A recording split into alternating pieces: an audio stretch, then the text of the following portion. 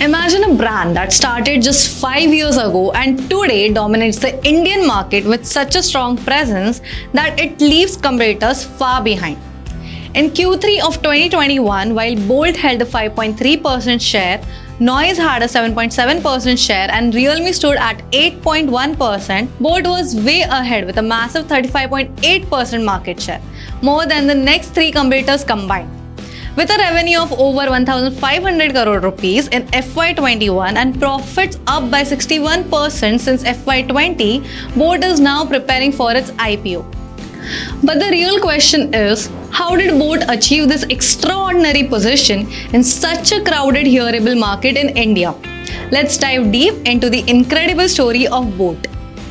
Boat के success का सबसे बड़ा रीजन है उनका जीनियस मार्केटिंग पोजीशन, जो OnePlus फोन्स की राइज से काफी मिलता जुलता है। आपको याद होगा कि OnePlus ब्रांड इंडिया में शुरू में टेक एंथुसियास्ट्स के बीच में पॉपुलर था, लेकिन OnePlus 7 के लॉन्च के बाद ये ब्रांड इंडिया में एक सेंसेशन बन गया। OnePlus ने अपनी स्मार्ट प्राइसिंग स्ट्रैटेजी के साथ अपने लिए एक प्रीमियम मार्केट क्रिएट किया था। इसी तरह बोट ने भी एक क्राउडेड हियरेबल मार्केट में अपने लिए एक यूनिक स्पेस बनाया। If you are interested in marketing, then don't forget to check out our marketing course link given in the description box below. 2016 में जब एप्पल ने एयरपॉड्स लॉन्च किए तो वायरलेस ईयरफोन्स का क्रेज एकदम से बढ़ गया और उसी वक्त इंडिया में जियो वेव हिट हुई, जिससे स्क्रीन टाइम स्काईरॉकेट कर गया। साथ ही कई फोन मैन्युफैक्चरर्स ने अपने स्मार्टफोन्स के साथ ईयरफोन्स देना बंद कर दिया, या अगर दिए भी तो वो बिल्कुल बेसिक वर्जन्स थे। ये फैक्टर्स एक ह्यूज मार्केट क्रिएट कर रहा था हियरेबल्स के लिए इंडिया में, लेकिन उस वक्त बोस और एप्पल जैसे ब्रांड्स अल्ट्रा प्रीमियम कैटेगरी में 15,000 से 17,000 तक के वायरलेस ईयरफोन सेल कर रहे थे और JBL 10,000 के रेंज में डोमिनेट कर रहा था। इस सिचुएशन में बोट ने अपना यूनिक पोजीशनिंग का एडवांटेज लिया। उन्होंने 2,000 से 5,000 के प्राइस रेंज में अपना प्रोडक्ट लॉन्च किया, जो एक अनडिजर्व्ड मार्केट थी और ये एक मास्टर स्ट्रोक था। जहां बाकी ब्रांड्स इस प्राइस रेंज में बेयरली नोन थे, बोट ने अपना मार्क बनाया by bringing in celebrity endorsements and presenting itself as a lifestyle brand. अब आप सोच रहे होंगे सेलिब्रिटी एंडोर्समेंट से क्या होता है? क्या कस्टमर्स बस सेलिब्रिटी के वजह से ये प्रोडक्ट लेते हैं? इसका जवाब है हाँ और नहीं। देखिए, एक कस्टमर किसी प्रोडक्ट की वैल्यू दो तरीकों से जज करता है, टैंजिबल वैल्यू और परसिव्ड वैल्यू। टैंजिबल वैल्यू वो होती है जो प्रोडक्ट का रियल वैल्यू होता है, जैसे ऑडियो क्वालिटी। परसिव वैल्यू वो होती है जो आप प्रोडक्ट के पोर्ट्रेयल के बेसिस पर जज करते हो।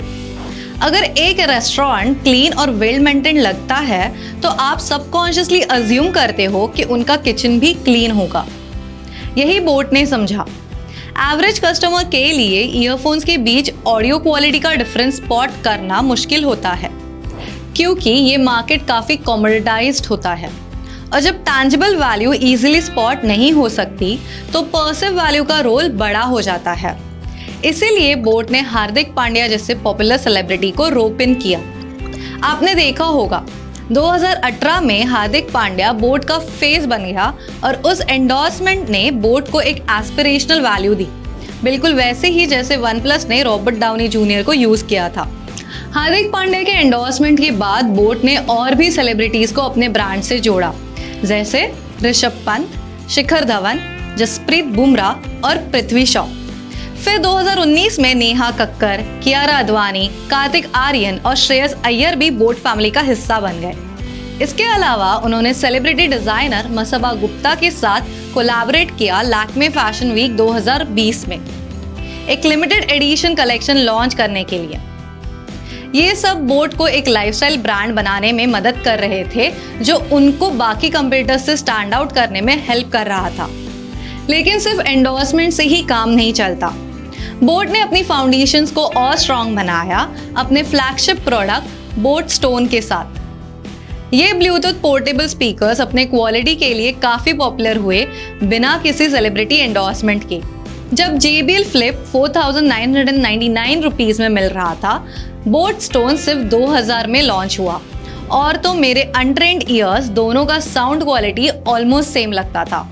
ये वो प्रोडक्ट था जो बोट को एक सॉलिड फाउंडेशन प्रोवाइड कर रहा था, जिसमें एक क्वालिटी प्रोडक्ट की जरूरत थी। तो ये थी बोट की जर्नी, एक ऐसा ब्रांड जो स्मार्ट पोजिशनिंग, सेलिब्रिटी एंडोर्समेंट्स और प्रोडक्ट एक्सीलेंस के साथ मार्केट में अपना स्पेस बना गया। अब हम इस जर्नी से कुछ इंपॉर्टेंट लेसन्स देखते हैं। लेसन नंबर 1, जब भी आप एक क्राउडेड मार्केट में प्रोडक्ट लॉन्च करते हो, अपने आप को डिफरेंशिएट करना जरूरी होता है। बोट ने प्राइस पॉइंट और एस्पिरेशनल वैल्यू के थ्रू ये अचीव किया। लेसन नंबर 2, सेलिब्रिटी एंडोर्समेंट्स आपके प्रोडक्ट की परसीव्ड वैल्यू को बढ़ाने में एक गेम चेंजर हो सकता है। और फाइनली लेसन नंबर 3, जब आप क्वालिटी प्रोडक्ट के साथ मार्केट में उतरते हो तो वर्ड ऑफ माउथ और ब्रांड लॉयल्टी अपने आप बढ़ जाती है। अगर आपको ये वीडियो इन्फॉर्मेटिव लगी तो लाइक और शेयर जरूर करें। Comment us your opinion on boAt earphones and their strategy. ऐसे और इंसाइटफुल बिजनेस केस स्टडीज के लिए don't forget to subscribe to our channel. And अगर आपको मार्केटिंग इंटरेस्टिंग लगती है then check out our marketing course link given in the description box below. Thank you for watching and see you in the next video.